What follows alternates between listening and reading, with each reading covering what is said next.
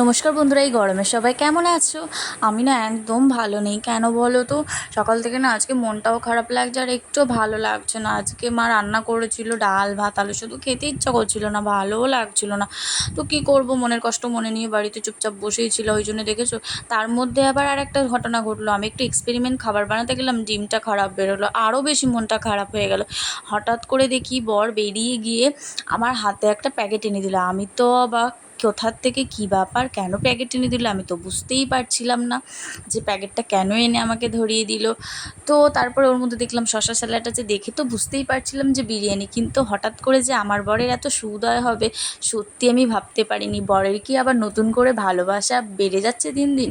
তো তারপরে দেখলাম চলো কি হয় দেখি, কোথার থেকে কি বিরিয়ানি এনেছে সেটাই দেখার পালা। তো একটা পেতলের থালা নিয়ে বসে পড়েছি, দেখি প্যাকেটটা খুলে যে কোথার থেকে কি রেস্টুরেন্ট থেকে ও খাবার এনেছিল।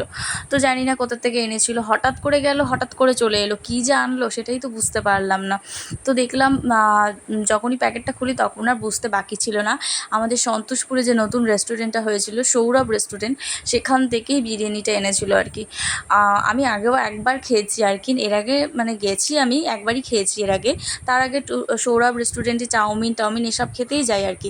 বিরিয়ানিটাও একবার খেতে গেছি, আর আজকে আর একবার সেকেন্ড টাইম আর কি।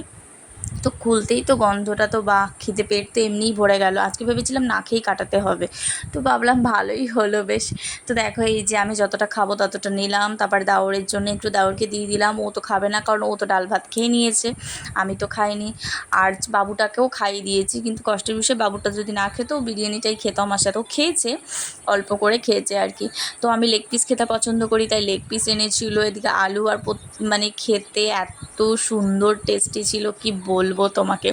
ওকেও মানে বরকেও একটু দুগাল খাইয়ে দিলাম, আবার ছেলেটাকেও একটু খাওয়ালাম। খেতে দিতেই মানে কি বলবো, অসাধারণ খেতে, খুব সুন্দর লেগেছে, খুব টেস্ট হয়েছে, ভীষণ ভালো লেগেছে সত্যি। বরের এরকম মাঝে মধ্যে করলে বেশ ভালোই লাগে না, বেশ ভালো লাগে।